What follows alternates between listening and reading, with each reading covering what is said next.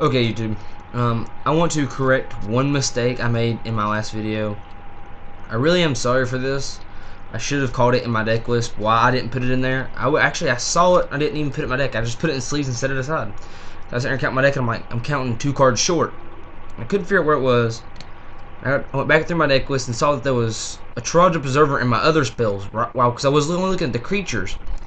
And I'm sorry, I actually fixed the deck list on the description, and these guys are actually in the main deck. Joraga Preservers, 2/1s for 2, rare, spells and abilities opponents control, can't cause you to sacrifice permanents, perfect against Eldrazi green decks, or Eldrazi period, that have like Annihilator effects.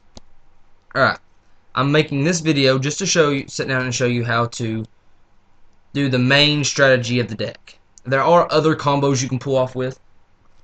I mean, there are a lot more other combos. But pretty much you either want an arbor elf, a llanowar elf, joraga tree speaker, not joraga tree speaker, joraga warcaller. My bad. Let's set these over here because we'll need those in a second. An elvish archdruid,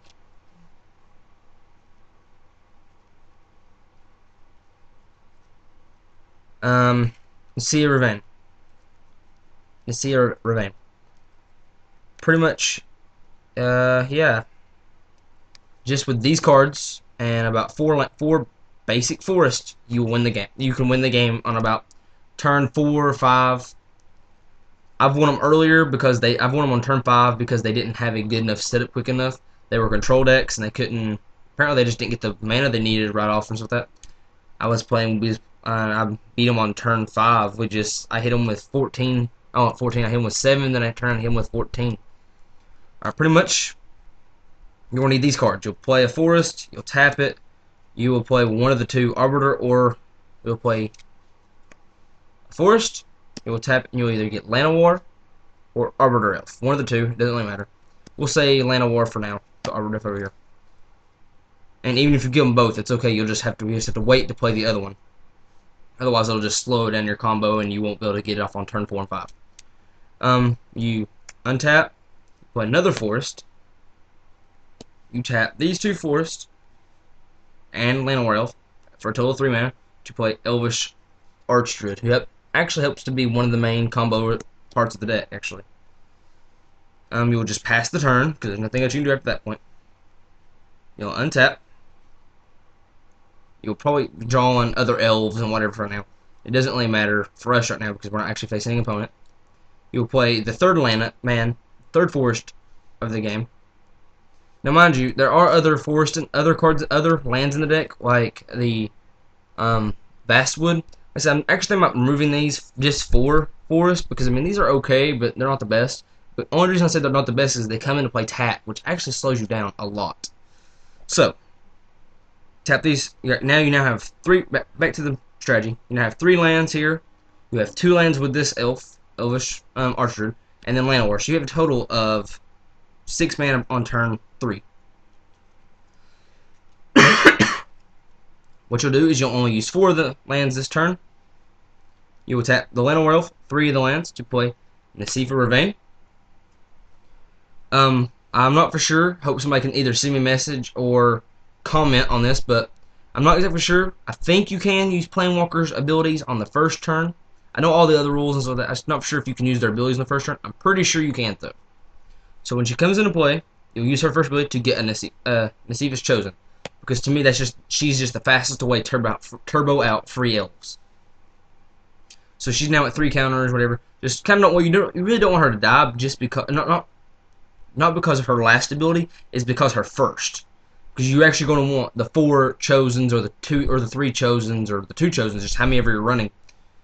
You're going to want them on the field as soon as possible. All right, so the untap is now turn 4 for you. You'll play your 4th land. You'll use her ability to turbo a second chosen. Alright, here's where the combo actually happens. You will tap llanowar elf to play joraga warcaller. He is your main combo guy. I know sometimes in control decks they'll counter this guy, so that's why there's 4 in the main deck. Play joraga warcaller. You will tap. He comes to play with multi-kicker, 1, and a forest. So this will be 1 multi-kicker. 1 kicker, and then you'll attack Elvish Archdruid for a total of 4, because the warcaller hasn't come into play, so he won't come into 5. You'll tap him for 4 mana, which actually gives you, and him himself will tap as 2 of the multi-kickers, which will actually cause joraga warcaller to come and play with 4 counters on him. My bad.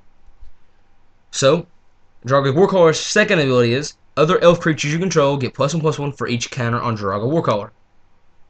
Elvish Archdruid gives all your elves +1/+1. So with the combined of those two, all your elves are now getting +5/+5.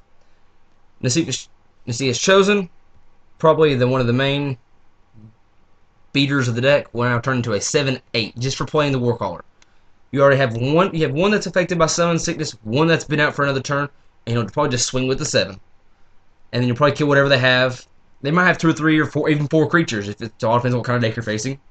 But even then, they're going to have a lot to deal with then, because you already have 2 5/5s to deal with. You got a 7/8 and a 7/7 back here to defend with. And I think it goes into turn 5. I mean, I'm just because there's only 2 in the deck, I'm not going to say you're going to draw these. I actually have had one in my hand on turn 5, an Eldrazi Monument. But if you do, that would be splendid right now, because I mean that would be game. Because you can probably hit them with 14. You'll use the Secret Rain's effect again to go through and get another chosen, or you'll use her for whatever now. If you don't have 2 chosens, I've seen some decks running only 2 chosens. I've seen them running 4 chosens. It's whatever. I personally want to run 4 because I'm going tomorrow and picking up my 4th one. You gotta tell all your stuff. You bring out the chosen, and you pretty much just swing for 7 again. I mean, you may have more elves after this. I mean, once you on turn 4, you're pretty much just going to want to get him out. After that, you can just start pretty much playing anything you drew through the turns. Or even if you draw these through turns, if you could set it up for this, even in late game, if you draw a joraga warcaller in late game, it is great. I mean, even if you draw one like on turn 5, I would love to have had one on turn 5 and 4 and play on both, because that means all your elves are getting +8/+8 or +9/+9. That is just, to me, that is just great. So you come in with 14. You pass the turn, because I'm pretty sure they're kind of hard. They're ones that go on the defensive now that you're swinging 7/7s at them. And like I said, even if you play another Elvish Archdruid, another Warcaller, I mean, it's just going to be too much for them to deal with in the amount of time that they can. Well, that's the main combo of the deck. I suggest anybody build the deck. I'm not going to lie, it's not a budget deck. I mean, it actually is a fairly expensive deck. I mean, it cost about $100 for me to build.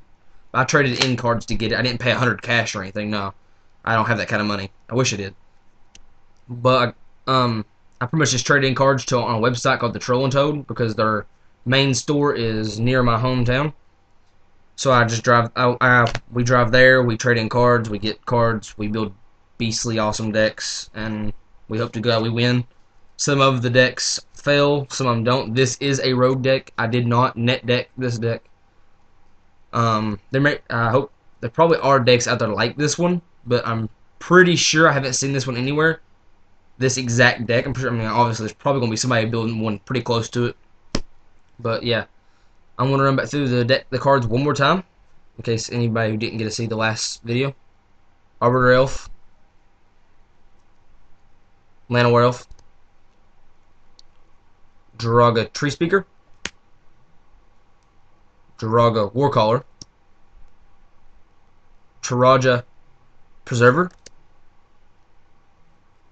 Sicilian Ranger, Nissia's Chosen,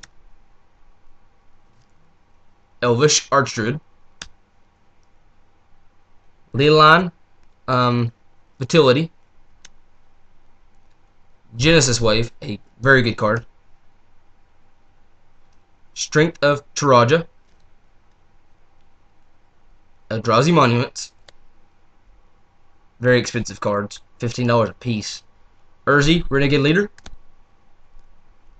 Nissa Revane, Forest, and Owenreath of the Vastwood. Thank you. I said, just anybody, I would really love to have some like constructive criticism on the deck. Now let's move on to the sideboard, where I didn't get into my last video. I should have. I want to explain something about the acidic slimes in the deck. This is actually a very I haven't really used this sideboard a whole lot. I mean, this is like, I don't know, the kind of a hypothesis sideboard, not really a built sideboard very well. I put the 6 slimes in there for Valakut decks. I mean, because that, and where I play, that is the thing with the target on its head is Valakut. I had this deck right here. I mean, it's what I call a vivid control deck. Valakut just kind of beat the crap out of it. Actually, Valakut had me. That deck is like 100% lost to Valakut. So actually, in case my elves had losses like that to Valakut, I put a 6 slimes in there. Another Urzi, Renegade Leader. Brittle, Infidelity. I said this is a very fast card in this deck, just for like 1 or 2 cards to get rid of. These really aren't supposed to be in there. They'll just have them there so I have 15. 2 more Genesis Waves, which is that I really want to use 4 Genesis Waves in the main deck, but it just come down to it where it was just too many, and the Joraga warcaller effect just couldn't blow off like I wanted to.